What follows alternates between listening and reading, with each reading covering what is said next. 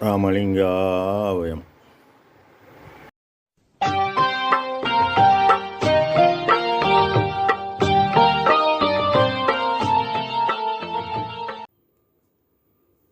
அருட்பெரும் ஜோதி அருட்பெரும் ஜோதி தனிப்பெரும் கருணை அருட்பெரும் ஜோதி எல்லா உயிர்களும் இன்புற்று வாழ்க. வள்ளல் மலரடி வாழ்க வாழ்க. திருச்சிற்றம்பலம். அருட்பெருஞ்சோதி ஆண்டவரின் பரிபூரண அருளை அன்னவரையத்தால் பெற்ற அருட்பிரகாசம் பெருமானின் திருவடிகளை மனமொழிமையால் போற்றி பணிகின்றேன் தயவுடன். நாம் செய்த செயலின் நுழைவாக இன்பதுன்ப அனுபவங்கள் யாவும் வந்து கொண்டே உள்ளது. அவ்வாறு வருகின்ற துன்பம் யாவும் பொறுத்து எல்லா உயிரும் இன்பமாக வாழ எண்ணி நாம் செயல்பட்டாலே நமக்கு ஆன்ம லாபம் கூடும். நம் பெருமான் திரு அருட்கொடை என்ற தலைப்பில் 5வது பாடலில் முத்தொழிலும் ஐந்தொழிலும் உண்ணி மகிழ்ந்து எனக்களித்தாய், புத்தமுதம் உண்ணுவித்தோர் பொன்னணி என் கரத்தணிந்தாய், சித்தரனும் நின்னடியர் திருச்சபையில் நடுகிருத்தி சித்துருவின் வளர்க்கின்றாய், சிற்சபையில் நடிக்கின்றாய் என இப்பாடலை பதிவு செய்கின்றார். முத்தொழிலும் படைத்தல், காத்தல், அழித்தல், ஐந்தொழிலும் படைத்தல், காத்தல், அழித்தல், மறைத்தல், அருளல் எனும் உலக சிருஷ்ட இயக்கத்தில் கொள்ளுதல் உள்ளது. ஆனால் இந்த சுத்த சன்மார்க்கம் சார்ந்து உண்மையாக உண்மை அறிவுடன் உண்மை அறிய உயிர்கருணையே வழிபாடாகி உண்மை ஒன்றே என்று உறுதியாக செயல்படுவோரை இயற்கை உண்மை கடவுள் வருவிக்க உற்று வாழ்வித்து பக்குவம் அறிவித்து குற்றம் நீக்குவித்து அருள் புரியக்கூடிய இந்த அருட்பெரும் கடவுள் இவர் கொல்லுவது கிடையாது. காரணம், இறந்தவரை எழுப்பவும் செத்தவரை சிரித்தாங்க எழுப்பவும் உள்ளார். எனவே இந்த ஆன்மா மேலேற்றும் பாதையில் அருள் புரியும் அருட்பெருஞ்ச தெய்வம் கொல்லாத தெய்வம், இடர் செய்யாத தெய்வம் என்றும், மேலும் ஐந்தொழில் ஆதிசை ஐவர் ஆதிகளை ஐந்தொழில் ஆதிசை அருட்பெருஞ்சோதி என்கின்றார். இவைகளெல்லாம் நீயே முன்னின்று எனக்கு அளித்தாய் என்கின்றார். எவ்வாறெனில், என்னை ஏறான் இளமிசை ஏற்றியது எந்தனக்கு ஆறாறு காட்டியது அருட்பெருஞ்சோதி எனவும், ஏறான் நிலைநடு ஏற்றி என்றனை ஈண்டு ஆறாறு கடத்தியது அருட்பெருஞ்சோதி எனவும் உறுதிபட தன் இறை அனுபவத்தை கூறுகிறார். அதனால்தான் என்னை ஏறான் இளமிசை ஏற்றியது தயவு, இப்பொழுது என் அறிவு அண்டாண்டம் கடந்து செல்கிறது என்கின்றார். மேலும் அறம் காதல் செய்தேனை அருட்பெருஞ்சோதியாய் ஆடும் அழகர் எனவும், அருஜோதி தெய்வமனை ஆண்டு கொண்ட தெய்வம் எனவும் தெளிவுபட கூறுகிறார். புத்தமுது உண்ணுவித்தோர் பொன்னணியன் கரத்தணிந்தாய். இது வரணை பூரண அருளை வெளிப்படுத்த இயற்கை உண்மை கடவுள், இதுவரை பூரண அருளை வெளிப்படுத்தாத இயற்கை உண்மை கடவுள். இப்போது அருள் என்பது கடவுள் தயவு, கடவுள் இயற்கை விளக்கம். ஜீவகாருண்யம் என்பது ஜீவர்கள் தயவு, ஜீவர்கள் ஆன்ம விளக்கம்.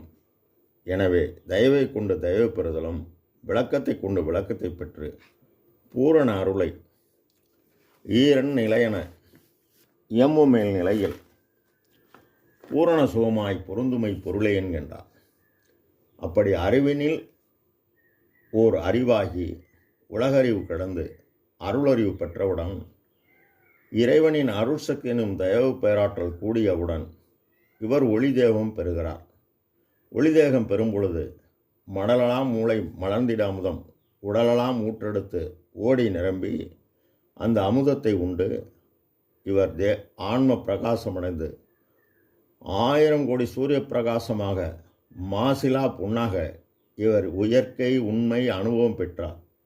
இதைத்தான் கரத்தணிந்தாய் என்கின்றார். இதனை அனுபவ மாலையில் தன் இறை அக அனுபவமாக சரியை நிலை 4ம் ஓர் கிரியை நிலை 4ம் தனி யோக நிலை 4ம் தனித்தனி கண்டறிந்தேன்.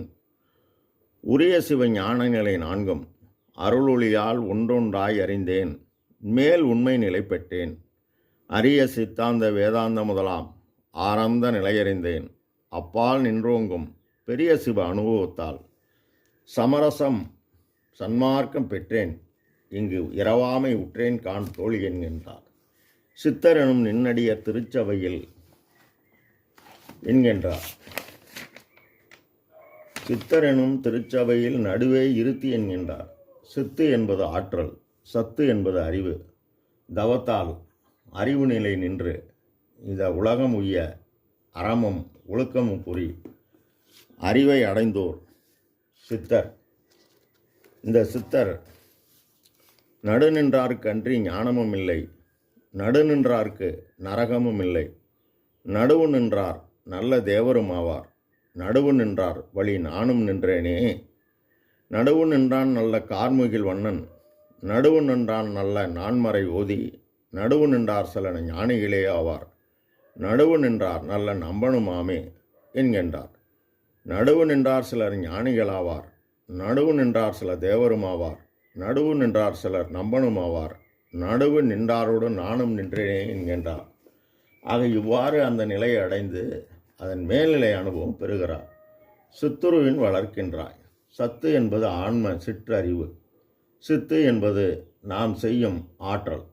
நீ பரோபகாரம் செய்தால் இந்த ஆற்றல் உனக்கு கூடி கூடி இந்த ஆற்றலை உபகார ஸ்திதி ஆன்மாவுடன் கூட்ட உலகறிவு கடந்து அருளறிவு அடையும் பொழுது கடவுளை ஆன்ம அறிவை கொண்டு தன்னுள் உள்ள தலைவனை காண புறத்தில் ஜீவகாருண்யம் அகத்தில் தன் இறைவன் இருப்பிடமாக புருவ மத்தியில் கவனம் வைத்து பலகாலம் பாடுபட தயவு பேராற்றல் கூட சிற்றறிவு பேரறிவாக மாறி வளர்க்கின்றாய். இதுதான் இந்த சித்துருவின் வளர்க்கின்றாய் என்கின்றார். சிற்றவையில் நடிக்கின்றாய். எல்லா உயிரிலும் உயிருள் யாம் எம்முள் உயிர் இவை உணர்ந்து உயிரெல்லாம் பொதுவில் உடம்பட நோக்க வேண்டும்.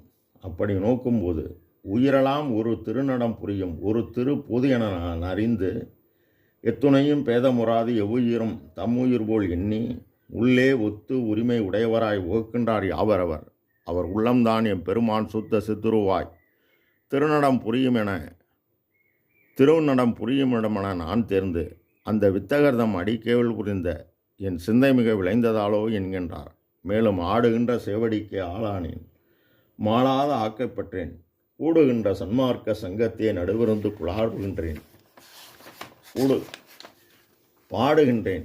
எந்த பிரான் பதப்புகளை அன்பினோடு பாடி பாடி நீடுகின்றேன். இன்ப கூத்தாடுகின்றேன். எண்ணமெல்லாம் நிரம்பினேனே என்கின்றார். ஆக பெருமான் கூறியபடி நாமும் செயல்படும் பொழுது நமக்கும் எல்லாம் செயல்கூடும். ராமலிங்காபயம். திருச்சிற்றம்பலம்.